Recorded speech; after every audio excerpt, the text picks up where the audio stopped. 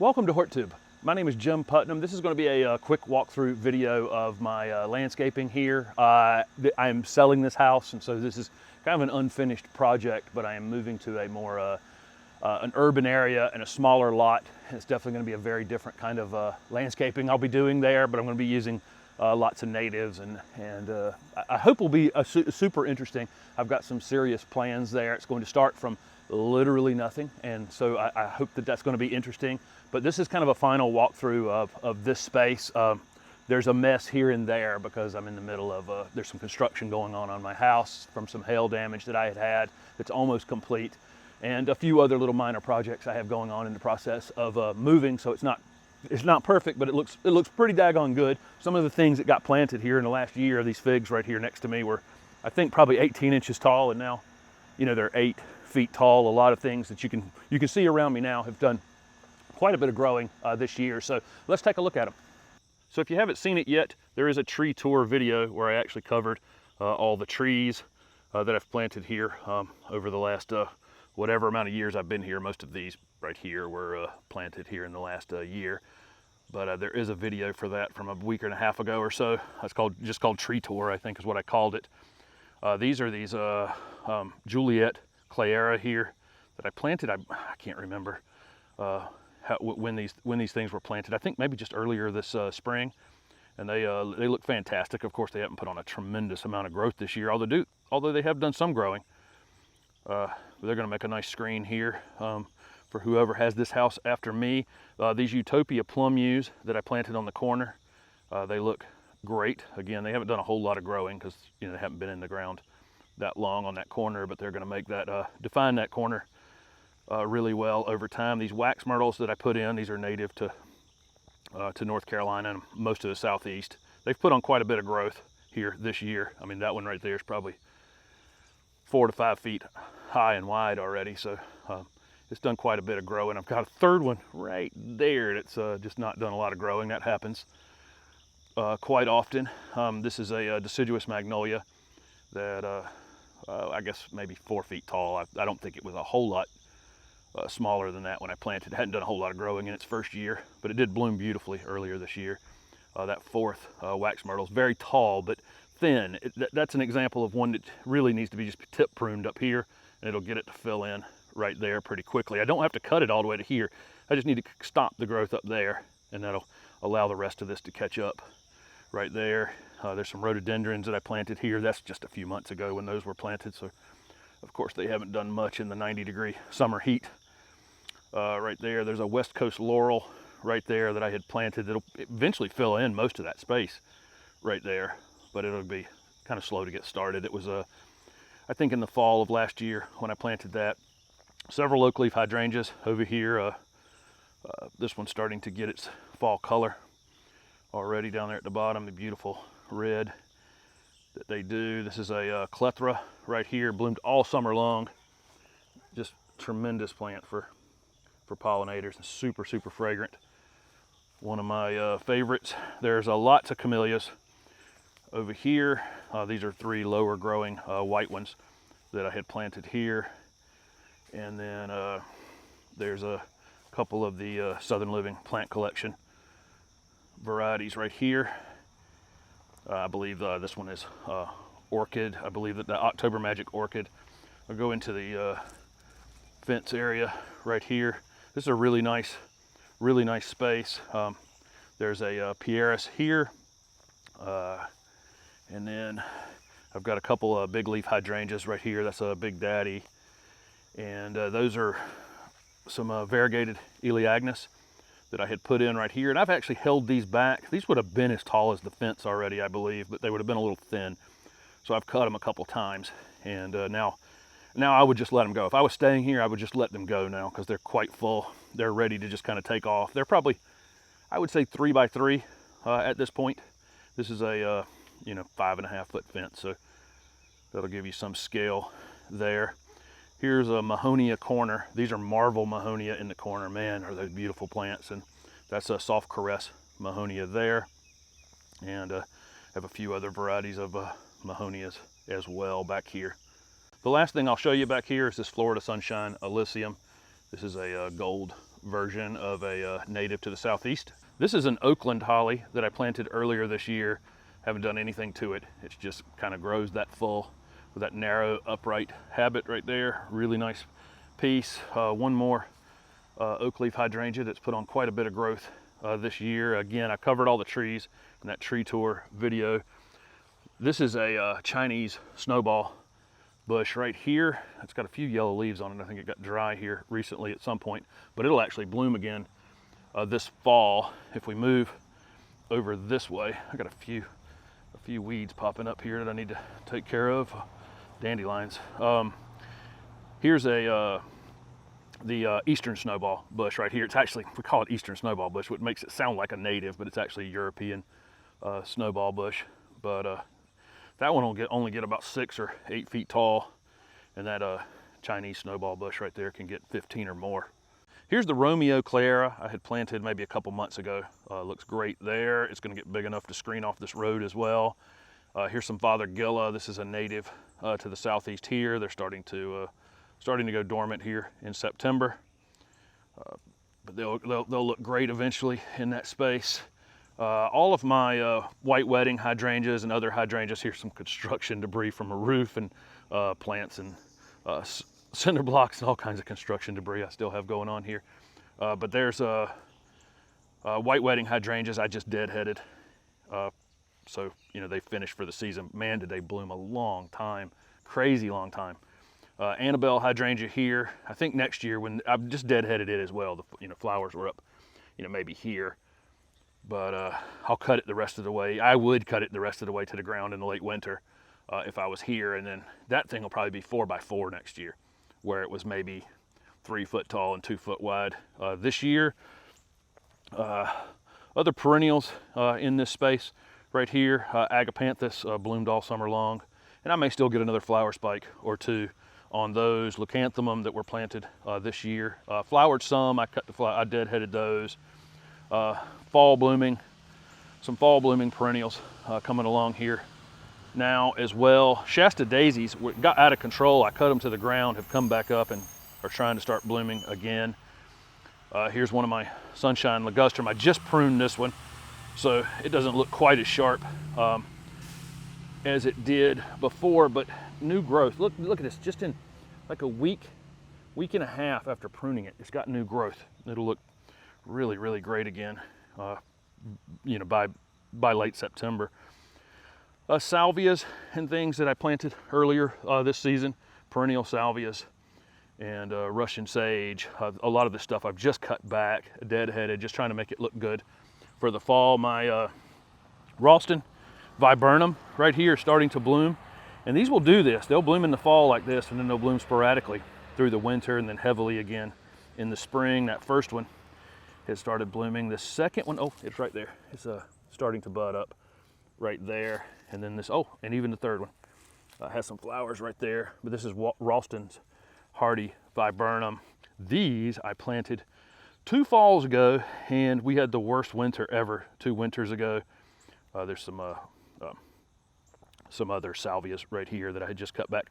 But we had one of the worst winter I've ever seen in my lifetime here in the Raleigh-Durham area. These were killed basically back to the ground, and they've come back out from that. So kind of impressive, honestly. Encore Azaleas over here. One dwarf one here that's been blooming for weeks. And my autumn lilies are just starting to decide to open up some flowers here, right there. I think maybe in the next 2 or 3 weeks they'll be in full flower, and we'll cross the driveway here. Here's a Carex. These are just so showy in this shady space over here. Here's some ground cover yews or spreading yews. In this area, my autumn fire Encore Azaleas are budded up but have not started blooming yet. This is a dwarf camellia here. This is more of a spreading variety, a pink flowering one. There's a Miss Lemon abelia here that's been blooming in the shade all summer long. Kind of impressed by that thing. I knew it would have the you know, I knew it would look good and it would be showy and it would have that variegation in it, but I really didn't realize it would bloom as much as it has. And just some other various ferns and ground cover things that are in this space, and a water hose that I should have wound up before I started shooting this video. But heucherellas on the corner here really still look pretty good considering it's September at this point. Just painted the front and back rails on the house, so all that stuff looks crispy for selling the house. My ferns still look great up there.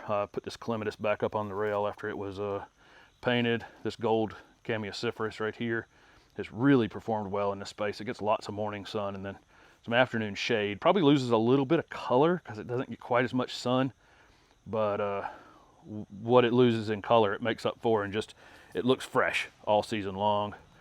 Baby gem boxwoods along the foundation here that were in a video the other day. Some various pots of peonies and things that I'm going to take with me to the new place. This front foundation bed looks really sharp. There's some lemon lime nandinas there. I probably lose some color on these too because they're in the shade, but they more than make up for it with just this perfect habit. And this is a plant that I'd never have to do anything to there. Purple daydream loropetalum's actually in a container. Looks really great. These dwarf pittosporum. My little corkscrew Japanese maple is going to go with me to the new place. I've had this maple, I don't know how long I've had it, but you know, long enough to have, you know, done all that twisting that's been done there. And then over to this side, all of these the hosta planting that I did, of course they're starting to fade now. It's, you know, late in the season, but all these carex look really great along the edge of that. And then hydrangeas that were planted this year, various hydrangeas. This is a autumn bonfire Encore Azalea that's about to come back into full flower. It's been on my front porch for a long time. I took it off for to do the painting, but flowers are starting to open right there. And I think I'm going to carry this one with me as well. All of these plants up here in this section are video projects I have going on, things that are going to go to the new house or be given away, or, you know, whatever. I've got plans. I've got plans for all of them. These are blueberries that were planted in here this past year. I stopped on the vegetable.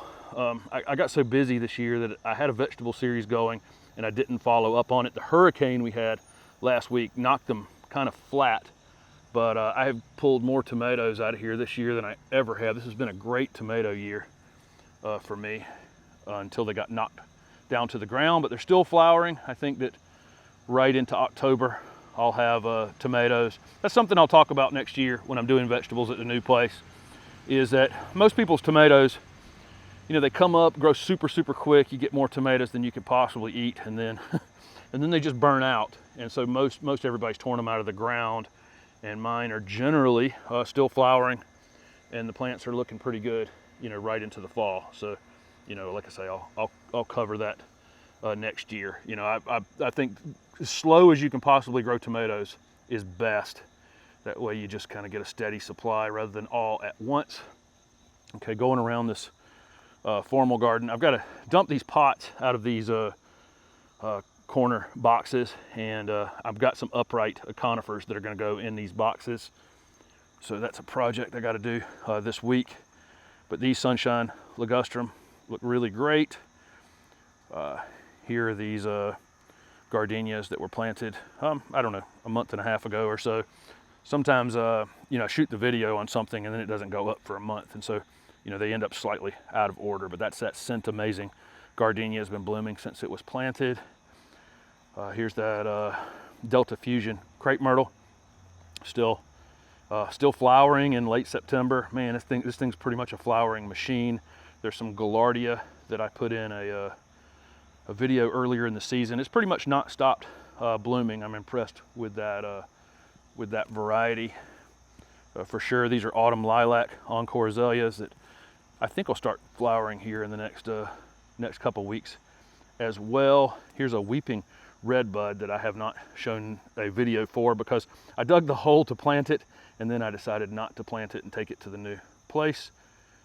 some more Encore Azaleas back here. Here's a Calacanthus right here. This is a native to the southeast. Right there, going along this back. These are those copper top viburnum. Wow, they've grown really, really fast.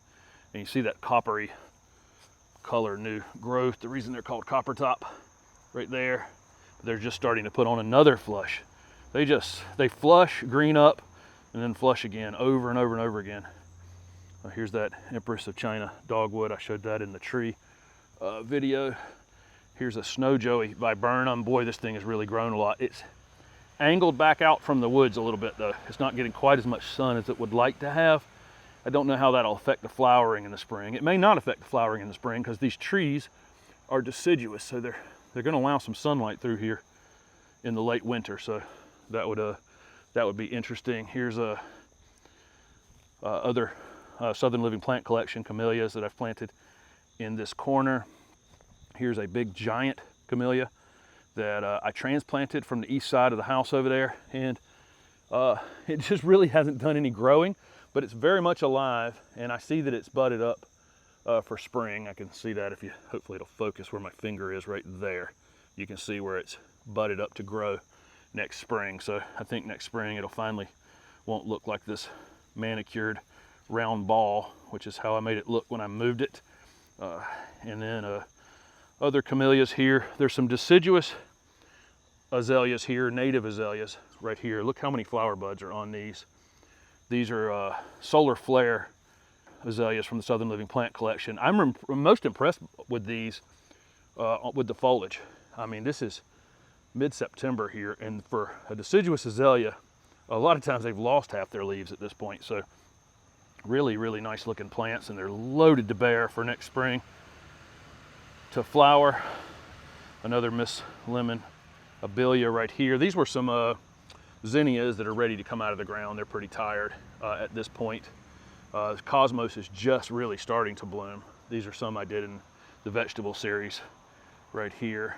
There's one flower that's kind of falling apart right there, but they're budded up everywhere. These will bloom most of the fall here. Swing back around. You can see how big these figs have gotten this year. This one right here is maybe 9 feet tall. They're absolutely loaded with figs. This one's easier to get to. This variety right here is Celeste, but there they are right there. They should be ready pretty soon. The ones that are further down in here won't be long before those are ready. Peppers were in this middle bed right here. I've just pulled those out. I did okay on peppers this year. Here's more miscellaneous plants everywhere that are video projects I have coming up, and also things that are going to the new place. This is a sunshine ligustrum that needs a little bit of a haircut. I'll give these a haircut in the next few days. All of these perennials right here look fantastic. This Amistad salvia right here I planted last year is as tall as I am. Generally I cut these back during the summer, but this thing has never stopped flowering, so there just wasn't any reason to cut it back. But it looks great. Black and blue salvia down there. Also Gerber daisies that I showed in a video recently. And here are more tomatoes that got knocked flat by a storm, by a hurricane we had just a few days ago. I planted strawberries over here along this edge, and a few weeds mixed in too that I need to take care of. And they've started to spread, which is the goal here, is to get them to spread. I may pop these out of the ground and take them with me because they'd be easy to transplant into a container and do that. So I probably will end up doing that. The last few things I'll show, this is an inkberry holly that's been there a long time. This is that nightlight Chamaecyparis that I planted earlier this year. I just gave it a bit of a haircut. This is a pyracantha here that, look at the amount of berries this thing has. I just had to cut it down. Repairs to my siding are happening actually as we speak. There's a dumpster in my at the top of my driveway. You may have seen it in the video earlier that they're about to use for that. going along here. These are Obsession Nandinas here. Look at the color on these. They have this color on them all the time, especially when they're putting on new growth like they're doing right now. But man, they're good looking plants. This is another dwarf crepe myrtle that I have right here, and managed to get some paint on right there, but it'll be fine. I'll just cut that little limb off, no problem. So like I say, that'll be the last walk around video that I do here. There's actually a lot more videos actually coming though from this space. I have some 2-minute videos coming, and some of these pieces over here I've shot videos for that I'm not planting here. They're just going to go somewhere else, but the plant looks so good I wanted to get the video done for it. Some new varieties that are coming and that kind of thing. And then I have some other videos coming where I want people to be able to see not only, you know, the long version video of, you know, when I planted the plant or whatever, but I want to also have a follow-up video so you can kind of expect what to see after a year, that kind of thing. So those videos will be coming, and then I'm on the road in the end of September and October, and then we'll flip over and you'll start to see videos from the new place, which will not be very exciting to start with. It is literally a 2/10 of an acre blank slate. There's like 2 trees, and those 2 trees unfortunately have to come down because they're not in very good shape. So you'll see that very soon, but like I say, that'll be the last walk around video at this space. So thank you very much for watching my videos. Thank you very much for following along. I know this is a weird process of being in the middle of this landscape job and then walking away from it, but I've made some crazy changes over the last couple years in selling a nursery and selling a garden center and now selling a house. But it was all, you know, from a personal standpoint, me getting to a place where I wanted to be, you know, at, you know, almost 50 years old, and being in a space with a blank slate where I could really do what I wanted to do in terms of showing off native plants, and being in a smaller house would allow me to also have less maintenance to do on the actual house and that kind of thing, and allow me to travel more and hopefully do better video content, honestly, not managing all those other things at the same time. And I have extend this video unfortunately a little bit. My nursery was on a piece of property that is now being developed as homes, and I had purchased another piece of property around the corner from it with the intent of always rebuilding my nursery there, knowing that the piece of property I was on was too good to not become houses. This is a flat, perfect piece of land ready, because my area is just growing so fast in the Raleigh-Durham area of North Carolina. I had bought additional property to move the nursery to, and it got to that moment in time where I was about to break ground on that project, and I was just like, I've built a nursery, and it is not easy. Farming is not easy, and I had done it before. I've kind of checked it off my list. Could I build a bigger, better, less expensive nursery today, having known what I know today and having the mistakes in the past that I made on my other nursery? Absolutely. There's no question about that. But again, like I say, I checked it off my list. Now I want to go around and see other people's nurseries and see other people's garden centers and see other public gardens, and show and bring all of those things to you guys. And if I don't have an audience for it, I don't have an audience for it. Won't really matter to me one way or the other. This is what I enjoy doing. And so again, sorry to extend this, but I wanted to say a few things about all of these kind of crazy changes that you've seen over the course of the almost 3 years now that I have been doing these videos on this channel, and kind of explain it a little bit. Thanks again for watching.